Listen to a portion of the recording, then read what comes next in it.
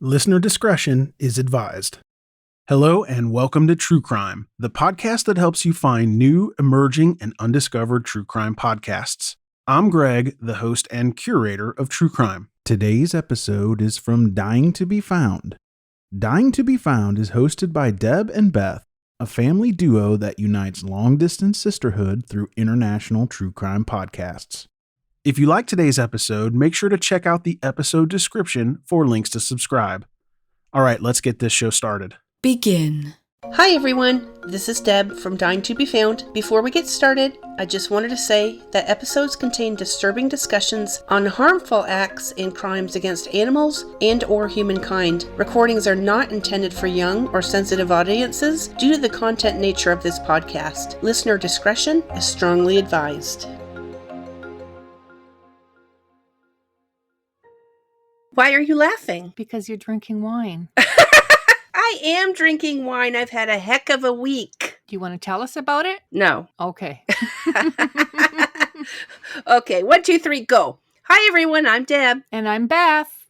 And we want to welcome you to our latest episode of Dying to be Found. We are so glad that you are taking your time out of your day today to be with us. But before we get started, Beth, what's new with you? Well, I've been putting in a lot of overtime, 2 16-hour days, and they asked me to stay again today. But I wanted to be with you and all of our fans.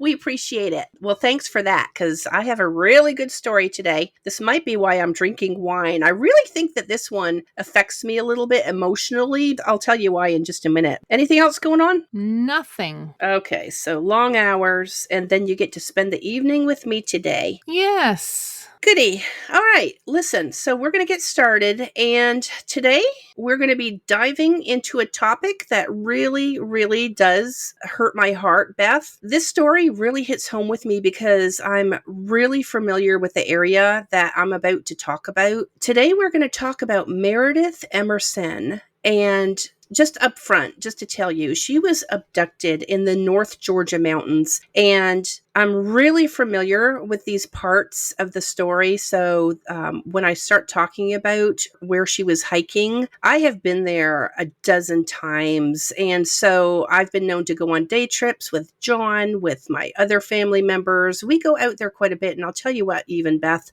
this area, I fell in love with the mountains, but I also fell in love with John. That is so sweet, Johnny. We were out on the motorcycle one day, and I've got to tell you, man, there's something about somebody being in leather. He looked so good that day. I just knew he was mine. Mm-mm. So that's my story. So yeah, we're going to be talking about Meredith Emerson. She was a 24-year-old woman who lived in Beaufort, Georgia, which is about 30 miles or 48 kilometers east of Atlanta. Meredith was abducted from Blood Mountain in Union County, Georgia on New Year's Day of 2008. How is that in relation to Stone Mountain? Stone Mountain is about 25 miles east of Atlanta, and Blood Mountain is north of Atlanta. I would say between the two spots, it's a good hour and a half drive for you to get there, because at some point in time, you have to get on 2-lane highways. Okay. Well, Blood Mountain is located in Neel's Gap, like I said, north of Atlanta. And this is the highest peak of the Appalachian Trail within the state of Georgia. Have you heard of the Appalachian Trail, Beth? Sure have. I think we learned it in school. For the listeners who are not familiar with the Appalachian Trail, it's a pretty famous hiking trail that spans over 14 out of the 50 states, and it goes all the way from Georgia up into Maine. It runs about 2,200 miles long or 3,540 kilometers, and it hosts around 3 million hikers per year. This would include sectional hikers and through travelers. So if you're a sectional professional hiker, then what you're doing is you're taking a day trip. You're just parking on the side of the road or grabbing a parking spot and just going hiking for the day, just to get up to the high peaks. If you're a through traveler, that means that you are hiking the entire trail. Now, there are some people that will travel for months all the way from Maine down to Georgia or vice versa. Good Lord. I know. I mean, first thing that I'm thinking is bears. Well, 3 million hikers is an awful large number. Yeah, but that's spread out over that 14 states. It is a lot, but I'm going to say the majority of the population of hikers is the day travelers that just go up for the day. I'm not an outdoor expert, but that's what I'm going to assume. I know, when I go up to Blood Mountain, there's a ton of people out there at all times. Yeah, that's what we're going to be talking about today. Now, a question. Yeah. Blood Mountain, was it named before the murder or after? I think that at some point in time there was conflict with the native Indians that lived in the area, so that's why they called it that. Okay. Yeah. On another note, just a little bit more clarification on this. The mountains that we're talking about where Blood Mountain is located, I see these mountains that Meredith went to visit on the day that she was abducted, far off in the distance. I swear, Beth, every time I see those mountains, ever since I've heard this story, I cannot not think of Meredith. She's always on my mind when those mountains come into view. And that's why it hurts my heart so much, because to me, it's a little personal, and I can only envision what she went through during her ordeal. I'm very anxious to hear. Yeah. I'm going to start by saying that Meredith Hope Emerson was born in Charleston, South Carolina on June 20th, 1983. She grew up near Raleigh, North Carolina, and then moved to Longmont, Colorado, but eventually made her way to Georgia when she went off to college. She studied French at the University of Georgia. Go Dogs. That's what they say around here. Go Dogs. Go Dogs. And she graduated in 2005. Then she eventually moved on to become a sales manager of a local packaging company.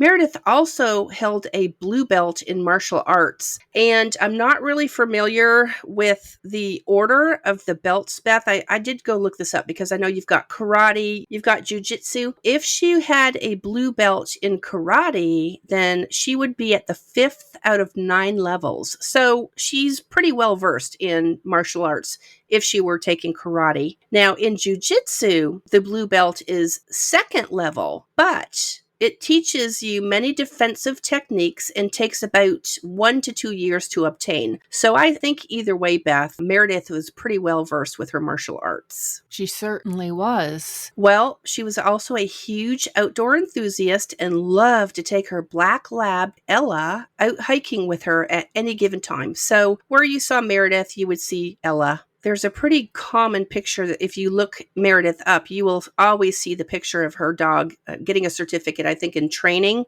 Oh. Yeah. On New Year's Day of 2008, Meredith left her roommate a note and said that she would be taking Ella up to Blood Mountain for the day. And this trip for her, coming out of Buford, Georgia, was just over an hour drive to get there. And as I mentioned, this area is common for day hikers, so there would really be no reason why Meredith could not return home that night. Well, Meredith did not return home, and her roommate ended up reporting her missing the very next day. Authorities thought that she might have been injured on the trail, so listed her as an overdue hiker when they began their search for Meredith. It's good that they got right on it. True. When you have a pattern that you're pretty predictable, it is very good that they did hop on it rather quickly, because you'll see it really took very little time from the moment she went missing to actually capture the person who abducted her. So, Wow. Yeah, I'm glad they got on it quickly. Mm-hmm. Well, as authorities canvassed the area, they had discovered several items left on the Appalachian Trail that looked like they might belong to Meredith. First, they found some water bottles, a dog's leash, and some dog treats. And they also discovered a police baton in the area where the ground was disturbed, as if there might have been a struggle. I will say that this baton did not belong to Meredith, but once it was found, the Georgia Bureau of Investigations, or GBI, was called in to take over the case. Wow. That's something, finding something like that. Yeah, because that was just January 2nd, the very next day. So for them to come in quickly, like you said. Mm-hmm. Meredith's car was discovered abandoned at the base of Blood Mountain in Vogel State Park on Wednesday, January 2nd, 2008. And by Thursday, they had search parties coming in, along with 19 police agencies that took part in this search for Meredith. Holy cow. The media also played a large role in getting information out to the public. So when the police set up a tip line, calls began coming in almost immediately. One of these calls on the tip line came from a man named John Tabor, an Atlanta businessman who identified a suspect in Meredith's disappearance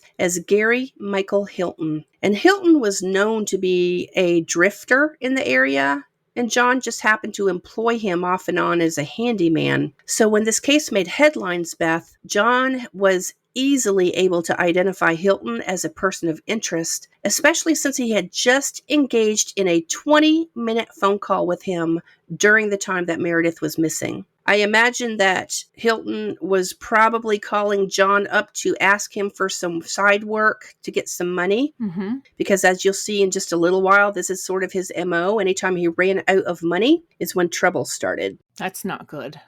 Well, there are reasons unknown as to why John waited close to 3 hours after that phone call before calling the tip line. Who knows? He's a businessman. He probably got busy. He probably didn't see the news. So when he provided the information to say that Hilton was known to frequent the woods in Union County where Blood Mountain was, along with his red dog named Dandy, then he was able to give police officers a little bit more information. I'm going to go ahead and just mention that, according to Hilton, in a later interview, Meredith was probably still alive when John's call came into that tip line, Beth. Oh my goodness. Yep. Wow.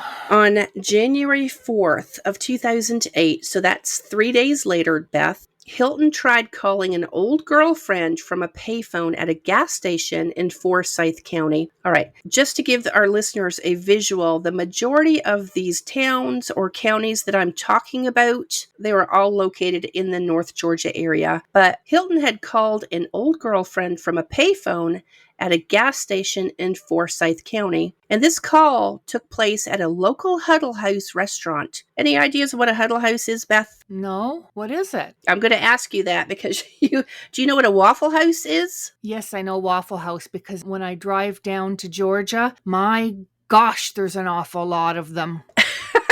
Huddle House is very parallel to Waffle House. It's just a different brand. Aha. It's exactly the same thing. Yeah. So Hilton had called his girlfriend from a local Huddle House, but workers there were likely not aware of the news footage that was going around to give the most recent updates on the case. And she had told Hilton that police had a suspect. During this call at the Huddle House, Hilton's ex-girlfriend asked him why he was even calling her in the first place. She asked Hilton if he knew that law enforcement in the entire state was out looking for him. And Hilton must not have realized that. I wonder why this particular case drew in so many investigators. Well, the news media, for some reason, really had a positive impact on the case. Hilton must not have realized that the police were onto him so quickly because he immediately hung up and began cleaning out his van to get rid of any evidence. OMG. Yeah. Well, I'm going to take you to the 911 call that came out when Hilton was trying to dispose of the evidence. And to be honest with you, Beth, I'm getting a little bit better with our audio, so I was going to see about putting that clip in there, but I need to look up the legalities first. This 911 call came in from a male witness who was out and about and identified someone as the person of interest in the missing woman case. And he was referring to Meredith Emerson. So during the 911 call, the caller sounded very nervous, but Beth, he offered to go take this man down and hold him until the police got there. Wow. And here we go again, another sleuth. Yep, there you go. Well, the 911 police said, yeah, no, don't do that. The police are on their way. They'll be right there. But that man, he was so good at what he was doing. If you guys have a chance to go find that 911 call, this caller is an amazing individual. He was spot on. He was able to identify the man. He knew the person that was missing. He was even able to identify the red dog named Dandy that this person was known to travel around with. That's quite interesting. Yeah. Well, the caller was at a gas station located off of Ashford Dunwoody Road, just outside of Atlanta, when he spotted the white Chevy Astro van that Hilton was said to be driving. He was very confident that the driver was Hilton because he had been watching this case on the news. Well, the caller also said on the 911 call that he was watching this man as he emptied out his van and threw things into a dumpster at the gas station that he was at. Good Lord. So he's pretty much like, please hurry and to get here because I'm ready to take this guy down. And it turned out later, Beth, that Hilton was disposing of 3 of Meredith's fleece shirts, her backpack, and her Georgia driver's license in that dumpster. Oh. Yeah. Well, police drove up to find Hilton vacuuming his van and washing it down with some sort of diluted bleach solution. So obviously he's guilty, or he's acting guilty. For sure. And when Meredith's shirts were collected, this hurts my heart. They still had blood on them, Beth, that had not had time to dry. And authorities believe that Meredith was killed the same day that Hilton was apprehended, which was on January 4th. Meredith's dog, Ella, was found wandering in a grocery store parking lot in Cumming, Georgia, which is located 50 miles or 80 kilometers away from Blood Mountain. And they were able to identify Ella due to her microchip.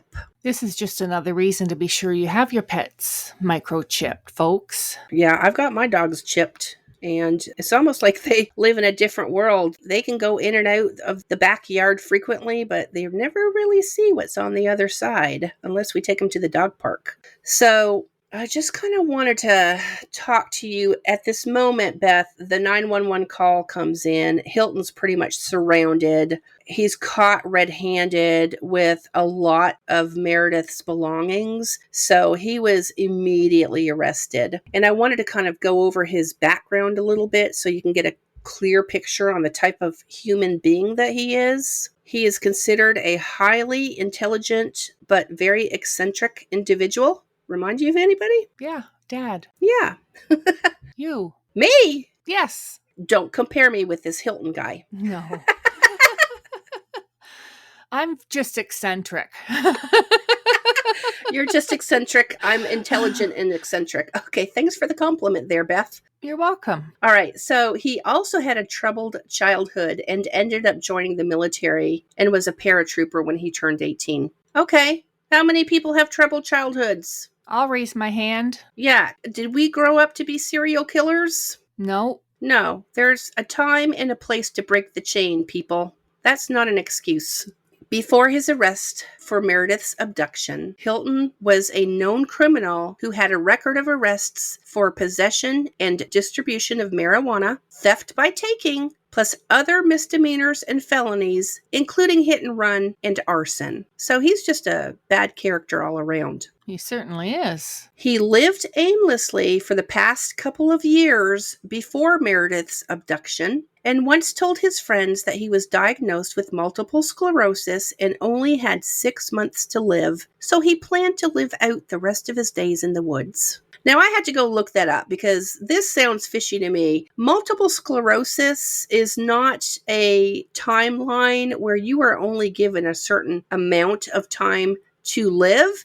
And newsflash, this guy's still alive today. So what a crock. Liar, liar, pants on fire. Yeah. So people who are diagnosed with MS, Beth, are not usually given that time frame, like 6 years. And according to the Journal of Neurology, Neurosurgery, and Psychiatry, the average lifespan for patients with MS is 74 to 81 years. Hilton is in his 70s right now. Wow. He might have MS, but that I only have 6 years to live. You should feel sorry for me. I'm going to go out into the woods. That's baloney. Now, when he went to trial, in order to avoid the death penalty, Hilton made a plea deal with authorities and told them where they could find Meredith's body, which was located in a state park in Dawson County, Georgia. Now, again, let's just give you a little bit of a visual here. Blood Mountain, if you just take the road down into the next county, you can go up and down a major highway that goes from Dahlonega, Georgia to Dawsonville, Georgia to Cumming. And this is really the area that he was seen quite a bit. At this point in time, he had said that he had left Meredith in a state park in Dawson County, which is between Blood Mountain and Cumming, Georgia. And he let them know that her head would be missing. Oh my gosh. That's horrid. Yeah, and I just keep going back to the fact, Beth, that his employer called the tip line and she was probably still alive. This whole story is gut-wrenching. Well, I'm surprised with her blue belt that she wasn't able to defend herself against this man. Well, I'm glad you brought that up because I'm going to actually tell you about that in just a little bit. Okay. During his initial interview, Hilton stated that he had targeted Meredith because she was a woman. I mean, she's a pretty tiny woman, too. If you looked at her picture, she's pretty petite. I'm just going to say that the renegade that she is with her blue belt, and she could kick somebody's butt, most definitely. She's a tough little woman. She was pretty petite, but I mean, she's a little renegade. And he followed her along the Appalachian Trail, but obviously found it pretty difficult to keep up with her because Meredith was 24, athletic, and in very good shape. Because if you've ever walked up that mountain, yeah, you better be in good shape to do that. Hilton at the time was also in his 60s and pretty much was a wuss, just going to say it. Hilton proceeded to lie in wait for Meredith, so he couldn't keep up with her, Beth. So he decided to lie in wait for her until she returned down the mountain from Neal's Gap, which is that highest peak in the state of Georgia. And then he ambushed her at knife point and a police baton. Do you remember me saying a little while ago that when the GBI came in, they had found some things on the trail that looked like they belonged to Meredith? Yes. They had also found a policeman's baton, and so he had ambushed her with a policeman's baton and a knife. So I wonder how he got the policeman's baton. Well, he was a paratrooper, so he probably had connections to get those sort of things. If he had military background, I'm sure it's a little bit easier. True. Hilton admitted that Meredith yelled for help and almost got the upper hand, Beth. This is where her martial arts comes in because she used her martial arts training to protect herself. In fact, she was able to disarm Hilton, who had both that knife and that police baton that I had mentioned that was left behind on the Appalachian Trail. However, Beth, this is the unfortunate part. At some point in time, Meredith lost her footing. Now, she's on a pretty steep hill, so she's trying to work her martial arts. I don't know what the terminology is, so my apologies to anybody out there who takes martial arts, but she was exercising her martial arts and she lost her footing, and this is when he was able to take control again. Several witnesses on that hiking trail stated that they saw Meredith walking with an older man down that mountain. Get out. Yep.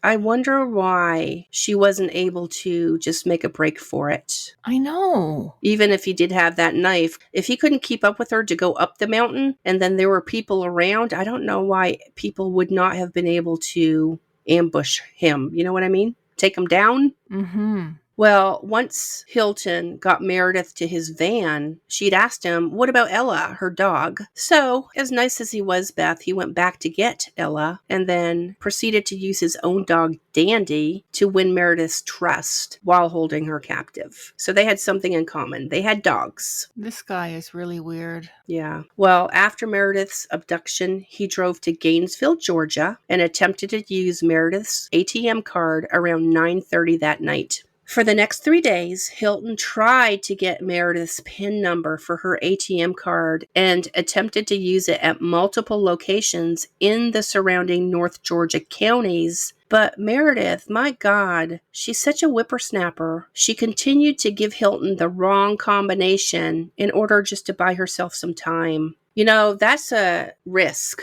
because you've got this man who's holding you captive, and what's it going to take to tick him off if you keep giving him the wrong PIN number? That's right. Hilton stated that over the 3 days, he had reassured Meredith that he was not going to kill her and that she would be released. He eventually tied her to a tree in the Dawson Forest, which lies between Atlanta and North Georgia mountains, where Meredith was abducted. Hilton thought it would be really nice, Beth, to go take a coffee break at his van. Wow. Yeah, so he did that before returning to Meredith and beating her to death with a car jack and then beheading her. I have tears. I know you do too. Yeah, I do. I'm telling you, this has got to be one of the most impactful stories that I've ever heard on other podcasts or TV shows. And ever since that day, I just had to make sure this story was told.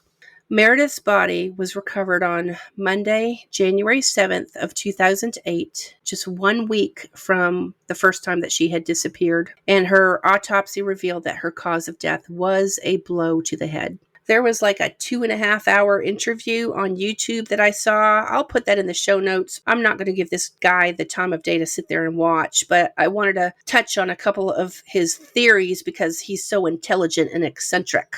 After he was caught, Hilton basically had the attitude of, I am who I am and this is what I do. Okay, just accept me for who I am because this is me. Meaning he had no desire to be respectful or a respectable citizen, hold a job, or anything else. He would get his money by robbing, abducting, and killing people, as if this was normal behavior, Beth. For an example, he had said, and I quote, "If I'm going to go out and kill someone, I need to have a reason." But in Meredith's case, I went against everything I usually follow. I had $40 and plenty of food, so there was no reason to kill her. So I just went against everything I said and killed her anyway.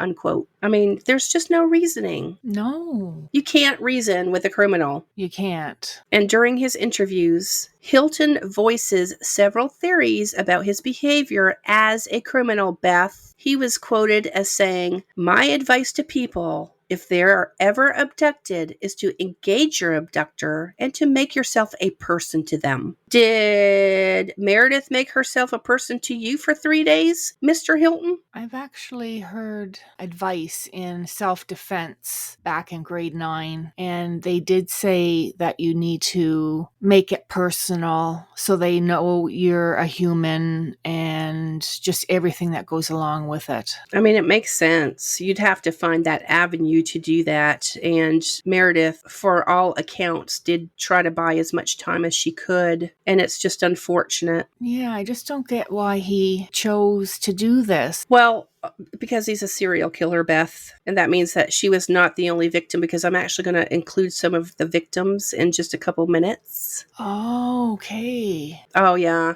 Okay, I'll tell you what. Years ago, when I first saw this story, I don't believe that they had connected Hilton with any other killings, so he was likely not classified as a serial killer at the time. But he certainly is today, and I think just through the investigations, they were able to connect the dots. Okay. So that's why he did it. That's his MO. On February 25th of 2008, Hustler magazine, I don't even know if they're still in business, but Hustler magazine asked for photos of Meredith's crime scene as part of an open records request. With the open records request, Beth, reporters in the United States are able to file a request to obtain records on just about everything. That surprises me.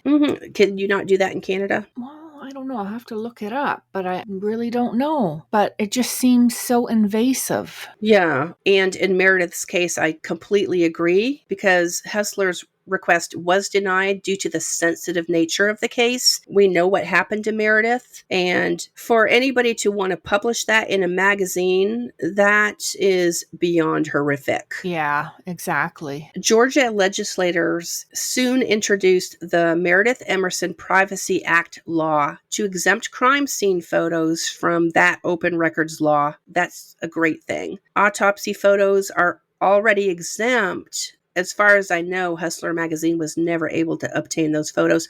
I don't read the magazine. Do you know what Hustler magazine is? I think so. It caters to the male population, let's put it that way. Yes. Yeah, that's what I thought. All right. So I'm actually going to talk a little bit about Gary Hilton as a serial killer because he did have other victims, Beth. Dear Lord. Meredith's case really opened up evidence against him. And like I said, there were times where the police in different areas were able to connect the dots. Dennis is barking. Why don't you have a wine? I'm going to have a wine. That's a lovely wine. I'm drinking Pinot Grigio. Okay, so I'm going to talk about several people that were connected or maybe not connected with Gary Hilton. I'm going to go in chronological order to the best of my ability here, starting with Judy Smith, who was 50 years of age. Judy's remains were discovered on a hiking trail in Asheville, North Carolina. Hilton cannot be directly linked to this case, nor has he ever confessed to killing Judy Smith, but authorities strongly believe that he has something to do with her death because another one of his victims was found tied to a tree in the same vicinity that Judy's remains were discovered. Oh, yeah. He's definitely guilty. Yeah, and so, again, if you're thinking about the Appalachian Trail, all of these areas, his MO is definitely to work the trails, whether it's in North Carolina, Tennessee, Georgia, wherever he's at, he's going to be working the trails. Mm-hmm. Patrice Andres, aged 38, was a Georgia hairdresser from Cumming, Georgia. Patrice was last seen on April 15th of 2004, somewhere around lunchtime. And again, Gary Hilton cannot be directly linked to this case, but authorities believe that he abducted Patrice after he admitted that one of his favorite places to go was to Patrice's hair salon. Oh, come on. Right? Yes. Money was missing from the salon's cash register when police investigated Patrice's disappearance. So again, Beth, he's working the trails. Anytime he needs money, he's going to rob, steal, kill, whatever he needs to do to get money. Rosanna Milana was age 26 from Miami, Florida. And Hilton, again, cannot be directly linked to Rosanna's disappearance either. But her father states that his daughter was seen with someone bearing a strong resemblance to this serial killer. And Rosanna last talked to her dad on December 6th of 2005 when she told him that she had taken a bus to North Carolina to go hiking the Appalachian Trail. Yeah, everything goes towards Gary Hilton. She was last seen on December 7th of 2005 in Bryson City, North Carolina. I really don't know where that is, but it's up in the Asheville area. She was buying a backpack in a general store, and the store clerk identified Rosanna's companion as a known preacher who traveled around camp areas, and that Rosanna appeared somewhat nervous when he was waiting on the couple. So I just don't know how Hilton is able to take control of these people. I don't neither, because he probably is a ruffian, looking scraggly, and that's how Oh, he is. Have you? Oh, how you're envisioning him? Mm-hmm. You are spot on. You're telling me you did not go look him up yet? No. Yeah, you are spot on. I'm going to do that right now. Well, while you do that, Beth, I'm going to talk about John Bryant and his wife, Irene Bryant. This was the sweetest couple who were in their 80s, Beth, who loved to go out to the mountains and go hiking. They were known for their love of hiking and often let their children know that they would be out for the day enjoying fresh air, which is why their kids were not initially alarmed when they did not hear from them on October 20th of 2007. The couple was reported missing on November 9th of 2007 when they never turned up. So they likely told their family, we're going to go hiking. Again, if you are familiar with the area, you can easily get a cabin for a couple days. When the Bryant's family did not hear from them, then they just didn't think anything of it. But once the authorities were alerted that the couple were overdue hikers, just like Meredith was, they began their search and discovered Irene Bryant's deceased body just 30 yards from her SUV in the Pigsa National Forest in Brevard, North Carolina. She had been beaten to death and had died of blunt force trauma with a weapon, Beth, that was consistent to a police baton. Come on. John Bryant was eventually recovered months later in February of 2008 by a hunter who had discovered his body near an illegal dumping site. John had died of a gunshot wound to the head. So that to me was a little off, according to Hilton's MO, because he's never used a shotgun before. Maybe it was John's gun. Maybe he got a hold of it. Mr. Bryant was 84 years old. So did you look up Hilton yet? Yes, I'm looking at him, and he really is a rough scoundrel. Yeah, scraggly rough scoundrel. So exactly. And then his evil look when he's in jail. Oh, Beth, that has got to be one of the most evil mugshots I've ever seen. I mean, you can see the devil in his eyes. Yes, you can. Getting back to these cases, I just find it funny that he's going for the head. I just wonder what he's thinking. True, because if you watch enough documentaries, there's always a reason. They always have a reason, and I'm going to tell you right now, it's probably mummy issues. That's what I was thinking too. But you're right. What better way to get the upper hand than just to knock him out, you know? But then he does take it too far, obviously. Authorities did believe that Hilton's motive to kill the Bryant couple was to rob them and use their ATM card because, again, that's what he did. Bank surveillance videos showed someone trying to use an ATM card on October 22nd in Ducktown, Tennessee, which is somewhere around 100 miles from where Irene was found. And the person in this video did resemble, because I've seen the video, Beth, his mannerism and body type did resemble Hilton. And at the time when he used that ATM, he was able to withdraw $300 from the Bryant's account. Bless that couple. I know. They must have really wanted their escape and gave him the numbers. Well, if he led Meredith to believe that he wasn't going to do anything to them, he probably did the same thing with the Bryants.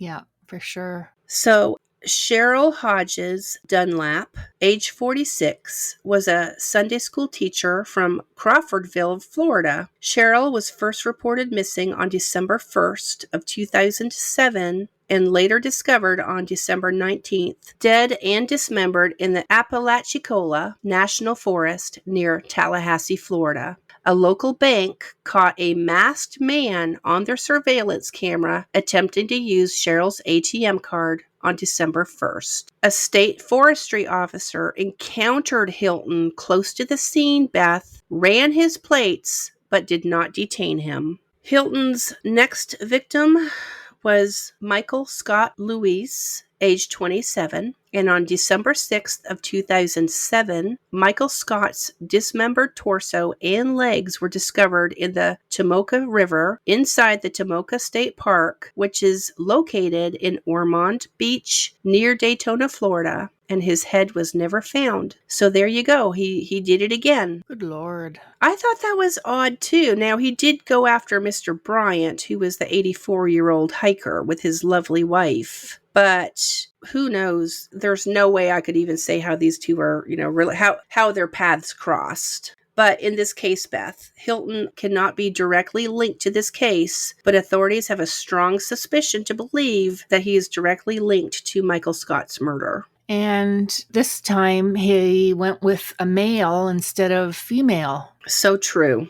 I'm going to talk here about Nancy Linkesh. She's not a victim of Hilton, Beth, but she did encounter him. Nancy was age 36 and a sales rep from Gainesville, Georgia. Nancy lived to tell the tale of her encounter with Gary Hilton. She and Hilton had crossed paths on the Byron Herbert Reese Trail in Union County, which is the same county where Meredith was abducted, Beth. Right. She had encountered Hilton one day before Meredith went missing. The reason we know that Nancy's encounter occurred is because it was brought up briefly during Hilton's January 31st arraignment when he pled guilty to Meredith Emerson's murder. So just another witness on the stand. Hilton had approached Nancy on the hiking trail, but she happened to be with a group of people who were taking a break from hiking 2 miles up the mountain. It was late in the afternoon and the temperatures were dropping. So Nancy began walking quickly ahead of her group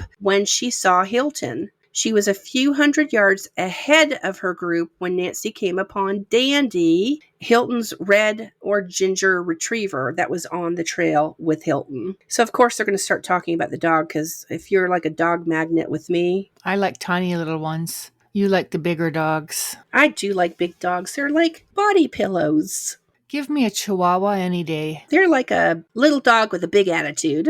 I had 2 Chihuahuas. I remember those Chihuahuas. They were so cute and they didn't bark. They didn't bark. No. As they were descending the mountain, Hilton walked ahead of Nancy, and they talked about Dandy for just a couple of minutes when Hilton became agitated. He told Nancy that he gets so angry with people, Beth, who come up the mountain that are not prepared. So she was probably telling him that she was going down the mountain to get her jacket because the temperatures were dropping. So that's when he got angry with her and said basically that she was unprepared. She had assumed, of course, that he was referring to her light outerwear for the hike, but Hilton abruptly stopped, turned to face Nancy, and then, Beth, this is creepy, he asked her if she was alone. I'm sure that she said she was with her group, but then he asked if she had a cell phone, and again she said no. Oh, I hope she didn't give it up. Her friends soon caught up to her, and both parties ended up taking 2 different trails in different directions. But as Nancy and her group reached the bottom of their trail, they turned around and saw that Hilton was coming down behind them. Nancy at this point realized in the following days after watching the news that she had come face to face with Gary Hilton, who just may have been shopping for his next victim. That's really scary. I wonder what emotions, and I just wonder everything about the shock she would be in. Oh yeah, absolutely. Totally agree with you. I mean, she dodged a bullet. She did. So there we have it. I'm going to go ahead and sum things up. Gary Michael Hilton traveled around quite a bit in those 3 days that led up to his arrest for Meredith Emerson's abduction. He was seen in at least 6 counties and talked to numerous people along the way. During his arrest for the abduction and murder of Meredith Emerson, he was also identified as a person of interest or directly connected to at least 6 other murders, which I find interesting, though. And he's never confessed to any of these because he's probably linked to some of these cases that I had just finished talking about. And I just find how arrogant that he wouldn't even confess to any of those. You're obviously linked, but what arrogance that you're not going to give families peace of mind when they're already in turmoil, you know? Very true. But that's his narcissistic personality. Mm-hmm. He currently sits on death row in Florida for the murder of Cheryl Hodges Dunlap, who was the 46-year-old Sunday school teacher from Florida who went missing in the Appalachian National Forest in Tallahassee, Florida. So he's on death row for one, but do remember that he was at least charged and convicted for Meredith Emerson's killing as well. Geez, after all of that, he only is on death row for one killing. They just don't have enough evidence in several of those other cases. True. I hate when that happens. I know. I do too. You'd think with DNA there would be evidence. When was DNA? DNA came out really at the very beginning of the new millennium. So even though it was 2007, I'm sure it was not as sophisticated as it is today. But I don't know. He's probably enjoying himself behind bars because he's got a bed to sleep in. Mm-hmm. But rest in peace, Meredith Emerson, because you, in my eyes, are a true renegade. And I personally appreciate how you tried your best to outwit Hilton, both physically through your martial arts training and mentally by not giving up that PIN number. So you go, girl. Yeah. You're really not forgotten. Well, Deb, that was a sad story. Yeah. I think it's the saddest one that we've done. Yeah, I mean, this one, for some reason, just really hits home with me, and it's probably because I know the area so well. That's Meredith Emerson, and the story behind her strength and capabilities. It's just unfortunate. Well, I'm glad you told this story, and everybody is now aware of this man should he go up for parole. Well, in Florida, he is on death row, so I'd have to look at the laws, but he will never get out if he's on death row. Good, good, good. Yep. So, do you have a teachable moment for us, Deb? Yeah, Beth, I do have a teachable moment. If you're going to go out into isolated areas like hiking trails, it's always best to use the buddy system. In Meredith's case, she did everything right. She used her martial arts training, she used her wits to buy herself time, and she even had a dog with her. But sometimes, Beth, that's really not enough. And I had mentioned that I personally know the area where Meredith was abducted, and will say that hikers do tend to have the same camaraderie when they're on the trails, because it's like a hobby to people. When you have the same hobby, you have a lot in common, you look out for each other. But in today's day and age, it's important to buddy up.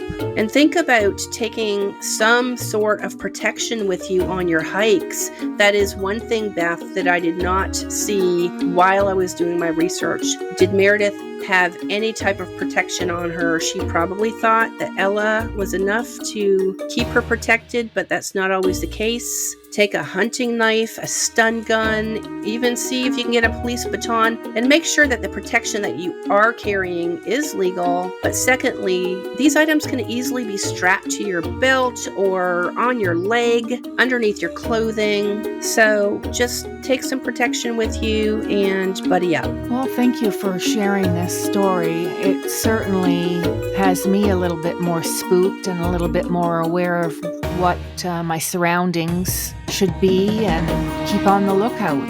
Yeah, you just have to in today's day and age. Just can't be too careful.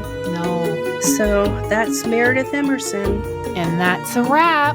That is a wrap. So thanks to everyone for listening to our podcast. And before we go, we would love for you to leave a review on your favorite podcast platform. Be sure to follow us on Instagram, Twitter, Facebook, and Pinterest at dying2BeFound. If you like our episodes, please rate and share and consider buying us a coffee. Be sure to leave a comment at buymeacoffee.com/dyingtobefound, spelled just like you see it on our logo. If you have an idea for a story that you would like for us to cover, please email us at dyingtobefound@gmail.com or message us on Instagram. To find out more about your hosts, be sure to visit our website at dyingtobefound.com. So thanks everybody, and we will talk to you all next Thursday. Bye.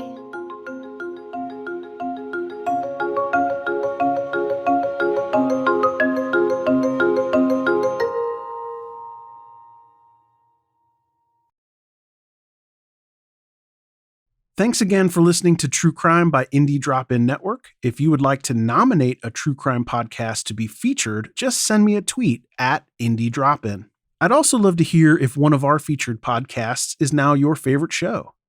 Indie Drop-In survives off ad revenue and listener donations. If you would like to contribute, please consider buying me a coffee. You can go to buymeacoffee.com/Indie Drop-In.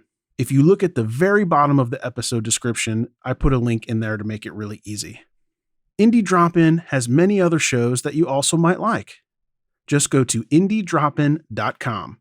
All right, see you next week.